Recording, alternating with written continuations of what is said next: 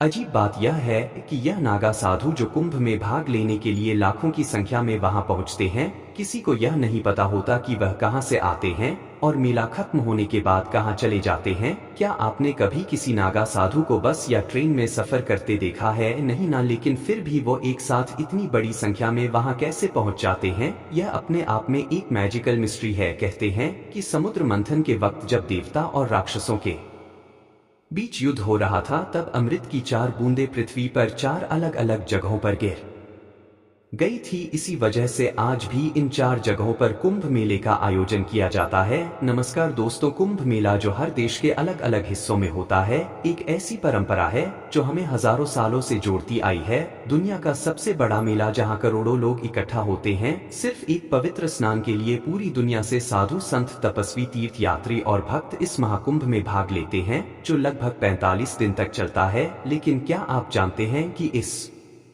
महा उत्सव के पीछे एक प्राचीन पौराणिक कथा छुपी है? और यह कुंभ मेला क्यों मनाया जाता है? किसने इस परंपरा की शुरुआत की? आज के इस वीडियो में हम इस राज को खोलेंगे और आपको बताएंगे कुंभ मेले की कहानी जो शायद आपने पहले कभी नहीं सुनी होगी। तो इस वीडियो को एंड तक जरूर देखें और अपने धर्म के महत्व और उसकी गरिमा को जानें। क्या आप जानते हैं कि भारत में 4 तरह के कुंभ मेले होते हैं? पहला जो कुंभ मेला कहते हैं, ये हर 3 साल में 4 अलग अलग जगहों पर होता है। दूसरा अर्ध कुंभ मेला जो हर 6 साल में सिर्फ हरिद्वार और प्रयागराज में होता है। तीसरा पूर्ण कुंभ मेला जो 12 साल में एक बार प्रयागराज, हरिद्वार, नासिक और उज्जैन में मनाया जाता है। और चौथा है महाकुंभ मेला जो 144 सालों में सिर्फ एक बार यानी 12 पूर्ण कुंभ मेले के बाद प्रयागराज में होता है। लाखों श्रद्धालु इस महा उत्सव में भाग लेते हैं और पवित्र नदियों में स्नान करते हैं। आपको यह जानकर हैरानी होगी कि इस महाकुंभ का आयोजन हर 12 साल में होने के पीछे एक एस्ट्रोलॉजिकल रीजन भी है। जी हाँ दोस्तों, कुंभ मेले का टाइम बनता है ग्रहों के चक्कर लगाने पर। देखो, यह जो जुपिटर यानी गुरु ग्रह है ना, इसे रिलीजियस एंगल से काफी स्पेशल माना गया है। यह लगभग 12 सालों में राशि चक्र का एक पूरा चक्कर लगाता है। अब होता यह है कि जब बृहस्पति कुंभ राशि में प्रवेश करता है और उसी वक्त सूर्य मेष राशि में होता है, तो यह एक अलग ही सेलेस्टियल मूवमेंट क्रिएट करता है जो महाकुंभ की शुरुआत का सिग्नल होता है।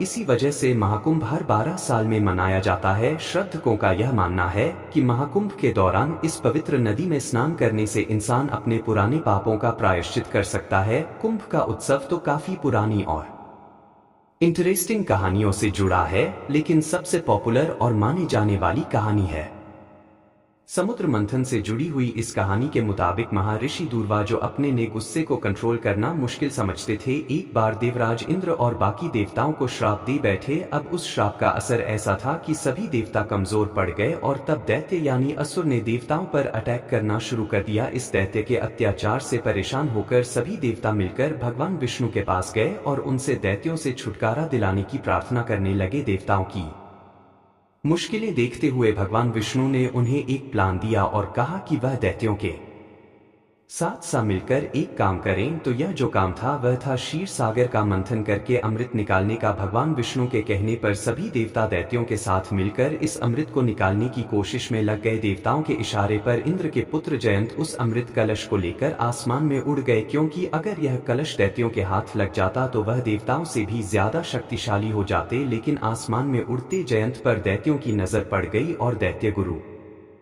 शुक्राचार्य के कहने पर सब दैत्य अमृत वापस लेने के लिए जयंत का पीछा करने लगे। जयंत भी इजली हार मानने वालों में से नहीं थे। आसमान में लंबे समय तक पीछा करने के बाद दैत्यों ने बीच रास्ते में जयंत को पकड़ ही लिया, पर जयंत उन्हें इतनी आसानी से कलश देने वाले नहीं थे। फिर क्या, दोनों साइड में घमासान युद्ध हुआ और कहते हैं यह युद्ध पूरे 12 दिन तक चला। युद्ध के दौरान गलती से अमृत के कलश से 4 बूंदें धरती पर गिर गई। पहली बूंद प्रयागराज में, दूसरी श्री शिव की नगरी हरिद्वार में, तीसरी बूंद उज्जैन में और चौथी नासिक में जा लगी। इसी वजह से आज भी कुंभ के मेले इन्हीं 4 जगहों पर मनाए जाते हैं। कहते हैं उस वक्त चंद्रमा ने घड़े में से अमृत को बहने से रोका, सूर्य ने घड़े को टूटने से बचाया और गुरु ने दैत्यों के चोरी करने से और शनि ने इंद्र के डर से उस कलश की रक्षा की थी। इस संघर्ष को शांत करने के लिए भगवान विष्णु ने अपना मोहिनी रूप धारण किया और सबको उनके योग्य अनुसार अमृत बांट दिया। इस तरह से देव दैत्य युद्ध का अंत किया गया। कहानी के मुताबिक अमृत प्राप्ति के लिए देव दैत्यों में पूरे 12 दिन तक युद्ध चला था, लेकिन धरती के हिसाब से स्वर्गलोक का एक दिन 1 साल के बराबर माना जाता है, इसलिए कुंभ भी 12 ही होते हैं।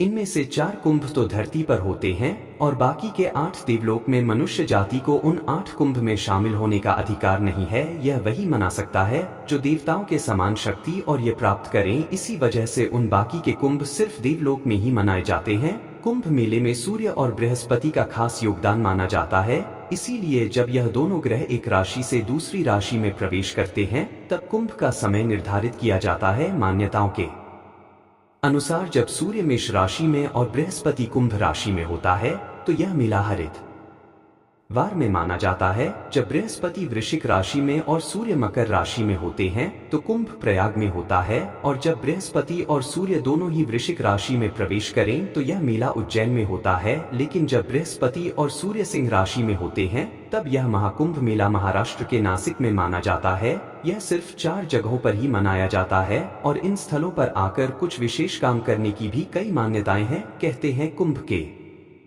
दौरान श्रद्धा भाव काफी महत्व रखता है।